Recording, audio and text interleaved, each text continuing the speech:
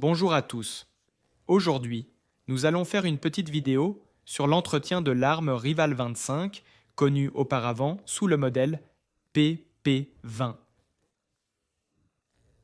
où nous vous montrons comment parfois résoudre un problème qui peut survenir lorsqu'un petit goupille saute et fait arrêt. Alors, la première chose que nous devons faire, c'est que, quand cette goupille saute, le problème que nous avons est que nous verrouillons, mais la détente ne fonctionne pas. C'est-à-dire que le marteau ne peut pas frapper l'aiguille, parce qu'il est comme s'il était toujours en mode entraînement. Nous allons vous expliquer comment le résoudre. La première chose à faire est de démonter la poignée. Et ici, c'est la pièce où devrait se trouver une goupille, qui est celle qui permet, lorsque le verrou descend, de pousser à travers cette goupille cette pièce. Voyons, active-le Carlos, s'il te plaît, pour que ça se voit.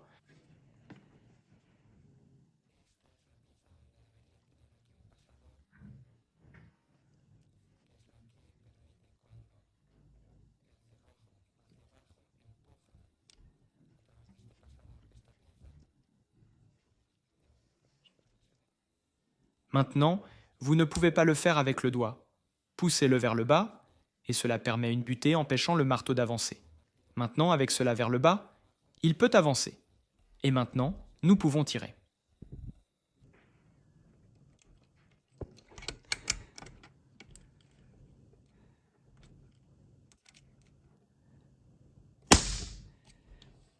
Mais bien sûr, quand ce passeur n'est pas là,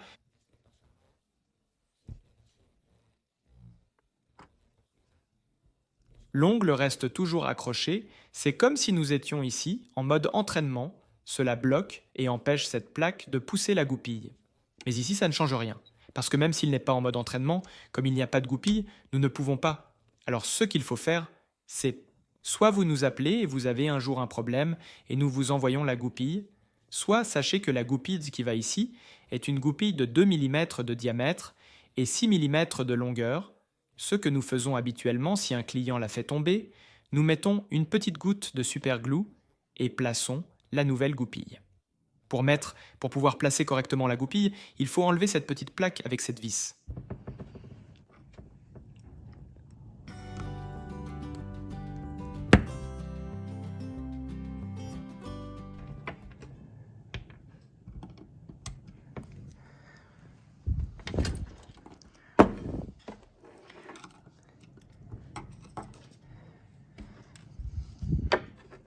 D'accord.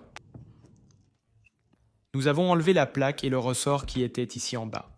Alors, pour placer confortablement la goupille, car il y a assez de pression, nous pouvons la placer soit dans un étau, soit dans une cheville en bois, pour le placer correctement, car il doit y avoir cela, il entre avec pas mal de pression.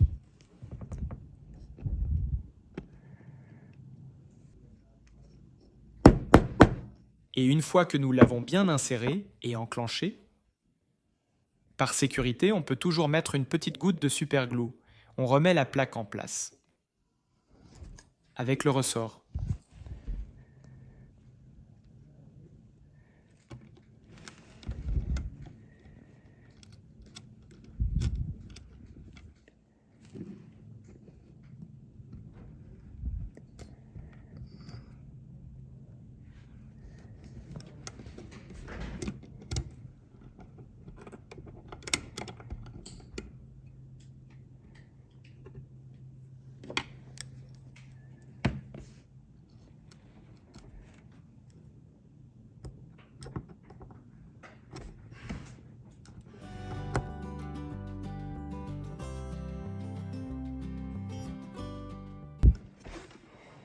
Et maintenant, oui, en actionnant le levier,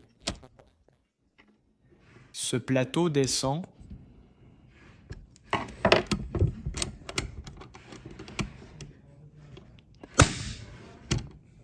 Est-ce que c'est très serré ?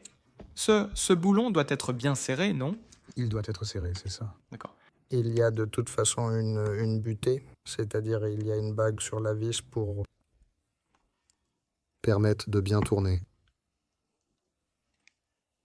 On voit qu'il y a un manchon ou un filetage. Très bien.